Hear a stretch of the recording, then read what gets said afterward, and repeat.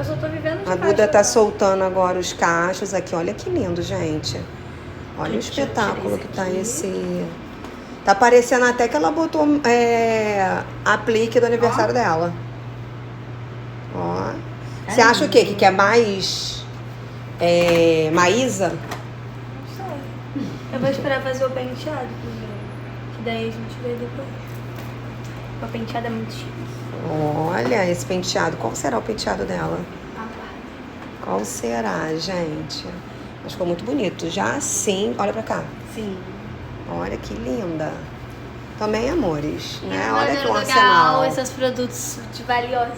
Eu tô até pensando em levar isso aqui de lembrancinha, entendeu? Eu vou levar de lembrancinha. Levar de amostras. É Caso a gente demais. precise de retoques, Olha. a gente leva esses produtos de brinde. O que você acha, Duda? Eu acho ótimo, mas eu não vou devolver, não. Presente.